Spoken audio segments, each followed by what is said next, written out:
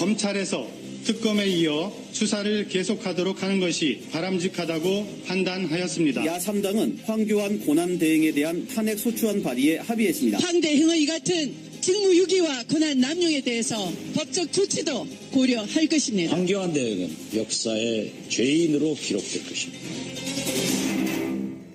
혹시나 했습니다만 역시나였습니다. 황교안 대통령 권한대행. 근데 특검 수사기간 연장 요청 거부했죠. 정치권에서 가장 먼저 박근혜 대통령 탄핵 주장했던 사람 여러분 기억하세요? 더불어민주당 대선주자 이재명 성남시장이었습니다.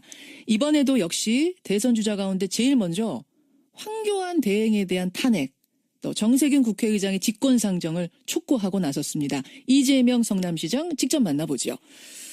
이 시장님 네. 안녕하세요. 네, 안녕하세요. 이재명입니다. 황 대행이 특검 연장을 거부하자마자 곧바로 네. 탄핵해야 한다 이러셨어요. 저는 이번이 아니라 저번 박근혜 대통령 탄핵 당시에 예. 황교안도 동시에 탄핵해야 된다고 말씀드렸었죠. 그때도 그러셨어요. 왜냐하면 이 황교안 대행이 실질적으로 이 박근혜 최순실 제 공범인데다가 이 대통령을 보장할 총괄 책임 보좌기관이 예. 총리인데 이 총리가 해야 될 일을 제대로 했더라면 사실 뭐 이런 일이 발생하기가 어려웠겠죠. 그래서 공동 책임자였고 거기에 좀 더 더한다면 향후에 대통령 권한 대응을 하면서 대통령을 편들어서 국민의 뜻에 반하는 여러 가지 행위를 할 것은 충분히 예상되는 것이기 때문에 한꺼번에 책임을 물었어야 된다. 그때 이미 그때도 얘기했었고요. 이게 뭐 연장 승인을 거부할 것은 뭐 99.999% 이미 예상된 거였는데 그걸 기대한다고 하는 것 자체가 저는 조금 이해하기가 어렵습니다. 그렇군요. 그러는. 네. 근데 황 대행이 특검 연장 승인을 거부한 게 뭐 국민 다수 정서에 어긋난 건 맞지만 네. 현행 헌법상 법률을 실질적으로 위반한 건 아니기 때문에 탄핵까지 가는 건 좀 무리 아니냐. 정병국 저 대표도 법상 안 되는 건 안 되는 거다. 우리 마음하고는 좀 다르다. 이런 말씀하셨거든요. 그게 이제 형식 논리로 보면 뭐 그렇게 말하는 사람도 있을 수 있는데 예. 지금 당장 그 특검 연장안을 승인 거부한 것 자체를 불법이라고 보기는 어렵죠. 그런데 이번 특검 연장안을 거부했다고 탄핵을 하자는 게 아니고 예. 제 말씀은 이 헌법 위반이라고 하는 게 무슨 꼭 형사처벌 사안만을 말하는 건 아닙니다. 그러니까 법률이 또 헌법이 정한 의무를 이행하지 못하면 이게 지금 공무원을 파면하는 즉 징계하는 절차이기 때문에 국민의 뜻으로 과거에 헌법에 정한 국정총괄기관 즉 대통령 총괄 보좌기관의 보좌 업무를 충분히 못한 게 분명하기 때문에 그게 탄핵 사유에 해당되는 거죠. 그렇기 때문에 탄핵을 할 법적 근거도 충분하다고 보시는 거예요. 그러면 이미 탄핵 근거는 만들어져 있는데 그걸 안 하고 있던 와중에 국민의 뜻에 어긋나는 행위를 추가했으니까 그건 정상 참작 사유고 과거에 이미 탄핵 사유는 만들어져 있다. 그런 박근혜 대통령 탄핵 소추할 때 이미 황교안 총리도 탄핵이 됐었어야 마땅하다. 같이 소추됐었어야 마땅하다. 이 말씀. 네, 공범이고 보좌 업무를 충실히 못한 형식적 요건도 이미 갖추었으니까. 근데 황 대행을 탄핵한다면 지금 대통령 자격으로 탄핵하는 겁니까? 국무총리 자격으로 탄핵하는 겁니까? 왜냐하면 대통령 자격이 된다면 국회에서 3분의 2가 찬성을 해야 되고 국무총리면 3분의 1이 돼야 되고 이게 아주 다르거든요. 네, 그런 주장하는 분이 계신 것 같은데 형식 논리적으로 이건 대행할 뿐이고 그 총리는 총리일 뿐이죠. 총리를 탄핵하면 총리가 없어진 거고 그러면 대통령의 권한 대행을 부총리가 대행하는 거지 총리의 대행을 대행하는 건 아닙니다. 예. 논리적으로 명확하죠. 그래서 총리 자격으로 탄핵을 하면 충분합니다. 알겠습니다. 그러면 권한 대행이 또 나오는데 괜찮을까요? 너무 혼란스러워지는 건 아니냐 염려하시는 분도 계시는데. 권한 대행의 대행은 아니고 대행을 하는 선순위자가 사라진 정도에 불과하죠. 제가 보기에는 황교안 총리보다는 오히려 부총리가 순위에 따라서 대행하는 것이 지금보다는 훨씬 덜 혼란스럽습니다. 유일호 부총리가 되는 겁니까? 그 다음 순위가? 네, 뭐 그렇게 되겠죠. 차라리 그분이 하시는 게 낫겠다. 더 혼란스럽겠다. 왜냐하면 지금 대행이라고 하는 건 대통령의 권한을 정지시켜 놓은 상태에서 정지된 권한 중에 현상 유지용 소극적 권한 행사만 하는 게 원래 논리적으로 맞는데 예. 황대행이 지금 대통령 흉내를 내고 있지 않습니까? 흉내를 내고 있어서 네. 유일호 부총리는 흉내 안 내실까요? 제가 보기에는 좀 차이가 있을 겁니다. 알겠습니다. 네네. 알겠습니다. 오늘 야사당 대표가 다시 만나서 논의를 한다고 하니까요. 이건 좀 지켜보도록 하고 네. 이재명 성남시장 여러분 만나고 계십니다. 그나저나 목소리 많이 잠기셨어요, 시장님. 제가 지금 감기가 좀 들었어요. 감기 드셨어요. 호남에 계시죠? 네, 지금 광주입니다. 광주에 계세요. 네, 광주 네. 분위기는 어떻습니까? 호남 분위기 어떤가요? 원래 정치인 근처에는 좋아하는 사람만 가까이 오지 싫어하는 사람은 가까이 안 오니까 되게 자기들이 느끼기에는 예. 분위기가 좋게 되죠. 분위기 좋습니까? 네네. 사실은 이제 호남은 상당히 전략적으로 투표를 하는 곳이거든요. 네, 뭐 그렇다고 합니다. 그렇죠. 보통. 그래서 1위인 문재인 후보가 안 된다고 생각하는 이제 투표자가 있다면 네. 2위인 안희정 후보를 전략적으로 밀지 않겠느냐. 그래서 3위인 이재명 시장은 좀 불리할 거다라는 이런 분석도 나오는데 어떻게 보세요? 호남의 전략성이라고 하는 거를 대세를 추종하는 그 추종적 투표를 한다는 뜻이 아닙니다.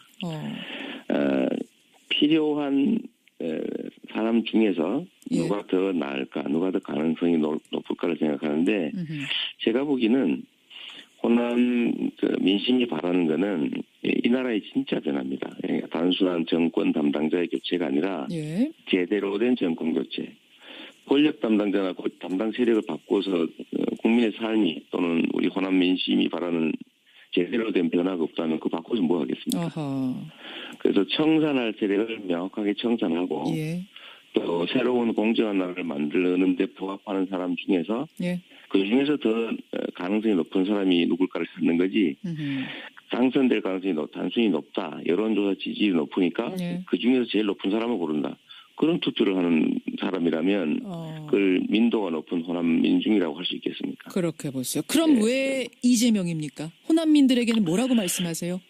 저는 그렇게 말하죠. 실제로 각자가 가진 상속받은 유산들. 지금 우리 사회가 재산도 상속받지만 정치적 자산도 상속받은 사람들이 주로 주류를 형성하지 않습니까? 예.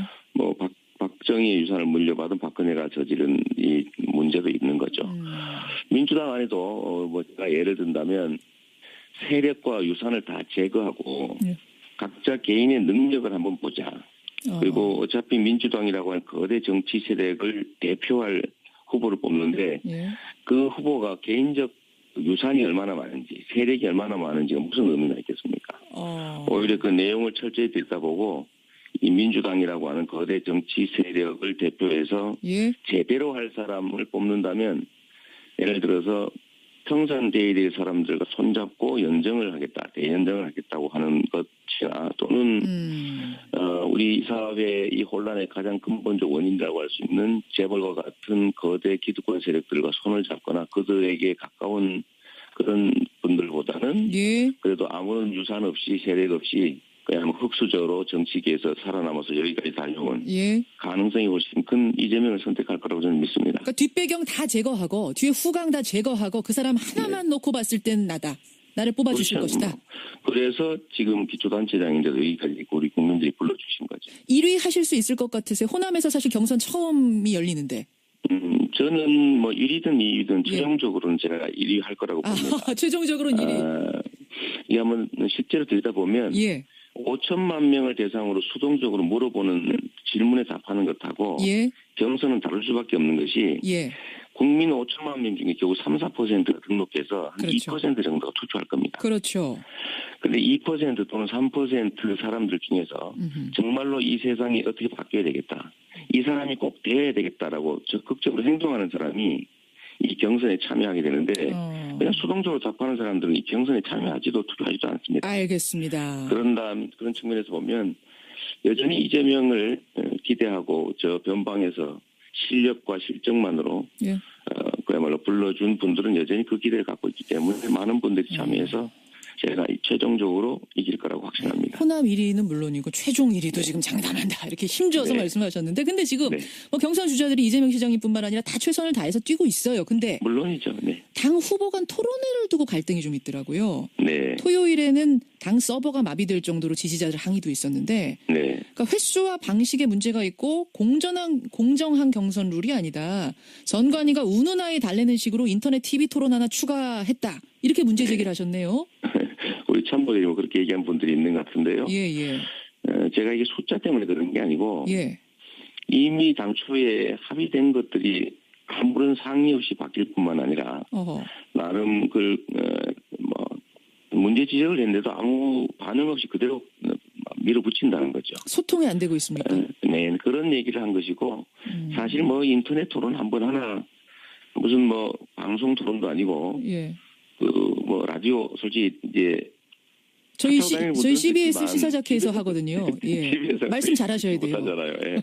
그래서 그런 얘기들을 한 거지 뭐 이게 숫자가 몇 번이다 이런 걸 따지는 건 아닙니다. 그리고 저는 뭐 이 문제에 대해서는 일단은 당 내에서 이제 내부적으로 논의해서 한번 정리해 가도록 하고 이제 대외적인 얘기는 일단은 좀 알겠습니다. 여기서는 이제 그만할까 싶어요. 횟수의 문제를 떠나서 지금 선관위가 각 후보들과 소통하는 방식, 문제 제기에 대응하는 방식 여기서 좀 답답함을 느끼신다. 이 그렇습니다. 지금 의견을 듣지를 않고 듣는 자리도 없어요. 듣는 자리도 없고. 아니 그러면은 네. 그 1위 후보인 문재인 후보에게 지나치게 유리하게 가고 있다고 보세요? 뭐 누구한테 유리 불리 문제는 아닙니다. 그냥 상식에 관한 얘기죠. 상식에 관한 얘기. 그리고 저는 지금 이 탄핵에 집중할 때라는 거 동의합니다. 예. 동의하고 다만 그걸 핑계로 다른 결정을 하면 안 되는 거죠. 국민들이 모르는 게 아닙니다. 알겠습니다. 만약에 선거운동을 하는 게 탄핵에 집중하는데 방해가 된다고 하면 예. 다른 선거운동 예를 들면 뭐 녹화 방송에 나가거나 각종 선거운동을 다 하고 있는데 예. 그중에서 후보 간 토론은 안 된다. 아, 다른 거 다 되는데 왜 후보 간 토론만 탄핵에 방해가 되느냐? 그러니까 그런 방식, 그런 얘기를 하면서 예를 들면 저 같은 사람들 제가 가장 탄핵에 집중했고 예.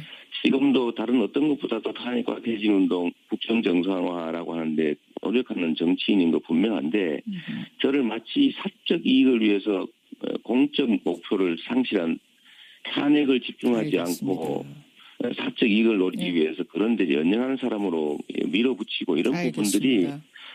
참으로 섭섭하지요. 섭섭하시죠. 그래서 이제 어떤 얘기 나오냐면 당내 경선 상황이 계속 이런 식으로 진행이 된다면 최악의 경우에 중대 결심을 할 가능성, 보이콧을 할 가능성 이 보도가 되더라고요.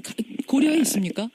그러지 않습니다. 저야 뭐 그러니까. 민주당 안에 하나의 팀으로 참여하는 거고 그 과정에서 약간의 뭐 섭섭한 점이 있더라도 그걸 내부적으로 해결하고 가야 되고 예. 그렇다고 해서 제가 그 정권 격체 대의라고 하는 것을 버릴 수는 없습니다. 알겠습니다. 제가 그걸 위해서 제가 대통령이 되기 위해서 나를 노력하는 사람이 아니라 예. 이 사회를 공정하게 바꾸는데 대통령이 가진 권한이 필요해서 이 경기에 참여했고 그런데 그 대통령의 권한을 갖는 것보다는 정권 교체가 더 큰 가치인데 거기에 훼손을 줄 수는 없는 겁니다. 중대 결심이란 말은 이건 너무 그거는 지나친 뭐, 과잉 해석이다. 그 참모들 중에 알겠습니다. 일부 아마 화나니 그런 얘기하는 분이 있을 수도 있는데 예. 뭐 그건 또 하지 말라고 제가 얘기해놨습니다.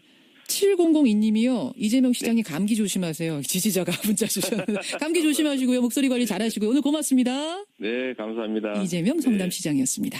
네, 대통령 권한 대행을 하면서 대통령을 편들어서 국민의 뜻에 반하는 여러 가지 행위를 할 것은 충분히 예상되는 것이기 때문에 한꺼번에 책임을 물었어야 된다. 그때 이미 그때도 얘기했었고요. 이게 뭐 연장 승인을 거부할 것은 뭐 99.999% 이미 예상된 거였는데 그걸 기대한다고 하는 것 자체가 저는 조금 이해하기가 어렵습니다. 그렇군요. 그러는데. 네. 근데 황대행이 특검 연장 승인을 거부한 게 뭐 국민 다수 정서에 어긋난 건 맞지만 네. 현행 헌법상 법률을 실질적으로 위반한 건 아니기 때문에 탄핵까지 가는 건 좀 무리 아니냐. 정병국 저 대표도 법상 안 되는 건 안 되는 거다. 우리 마음하고는 좀 다르다. 이런 말씀하셨거든요. 그게 이제 형식 논리를 보면 뭐 그렇게 말하는 사람도 있을 수 있는데 예. 지금 당장 그 특검 연장안을 승인 거부한 것 자체를 불법이라고 보기는 어렵죠. 아하. 그런데 이번 특검 연장안을 거부했다고 탄핵을 하자는 게 아니고 예. 제 말씀은 이 헌법 위반이라고 하는 게 무슨 꼭 형사처벌 사안만을 말하는 건 아닙니다. 그러니까 법률이 또 헌법이 정한 의무를 이행하지 못하면 이게 지금 공무원을 파면하는, 즉 징계하는 절차이기 때문에 예, 국민의 예. 뜻으로 과거에 헌법에 정한 국정총괄기관, 즉 대통령 총괄 보좌기관의 보좌 업무를 충분히 못한 게 분명하기 때문에 예. 그게 탄핵 사유에 해당되는 거죠. 검찰에서 특검에 이어 수사를 계속하도록 하는 것이 바람직하다고 판단하였습니다. 야3당은 황교안 고난대행에 대한 탄핵 소추안 발의에 합의했습니다. 황 대행의 같은 직무유기와 권한 남용에 대해서 법적 조치도 고려할 것입니다. 황교안 대행은 역사의 죄인으로 기록될 것입니다. 혹시나 했습니다만 역시나였습니다. 황교안 대통령 권한대행. 근데 특검 수사기간 연장 요청 거부했죠. 정치권에서 가장 먼저 박근혜 대통령 탄핵 주장했던 사람 여러분 기억하세요? 더불어민주당 대선 주자 이재명 성남시장이었습니다. 이번에도 역시 대선 주자 가운데 제일 먼저 황교안 대행에 대한 탄핵, 또 정세균 국회의장의 직권상정을 촉구하고 나섰습니다. 그렇기 때문에 탄핵을 할 법적 근거도 충분하다고 보시는 거예요. 그러면 이 이미 시장님. 탄핵 근거는 만들어져 있는데 그걸 안 하고 있던 와중에 국민의 뜻에 어긋나는 행위를 추가했으니까 그건 정상 참작 사유고 과거에 이미 탄핵 사유는 만들어져 있다. 그런 박근혜 말씀. 대통령 탄핵 소추할 때 이미 황교안 총리도 탄핵이 됐었어야 마땅하다. 같이 소추됐었어야 마땅하다. 이 말씀. 네, 공범이고 보좌 업무를 충실히 못한 형식적 요건도 이미 갖추었으니까. 근데 네. 황 대행을 탄핵한다면 지금 대통령 자격으로 탄핵하는 겁니까? 국무총리 자격으로 탄핵하는 겁니까? 왜냐하면 그건, 대통령 자격이 된다면 국회에서 3분의 2가 찬성을 해야 되고 네. 국무총리만 3분의 1이 돼야 되고 이게 아주 다르거든요. 네, 그런 주장하는 분이 계신 것 같은데 아니, 형식 논리적으로 이건 대행할 뿐이고 그 총리는 총리일 뿐이죠. 총리. 이재명 성남시장 직접 만나보죠. 이 시장님 네. 안녕하세요. 네, 안녕하세요. 이재명입니다. 황 대행이 특검 연장을 거부하자마자 곧바로 네. 탄핵해야 한다 이러셨어요. 저는 이번이 아니라 저번 박근혜 대통령 탄핵 당시에 예. 황교안도 동시에 탄핵해야 된다고 말씀드렸었죠. 그때도 그러셨어요. 왜냐하면 이 황교안 대행이 실질적으로 이 박근혜 최순실 공범인데다가 이 대통령을 보장할 총괄 책임 보좌기관이 예. 총리인데 이 총리가 해야 될 일을 제대로 했더라면 사실 뭐 이런 일이 발생하기가 어려웠겠죠. 그래서 공동 책임자였고 거기다 좀 더 더한다면 향후에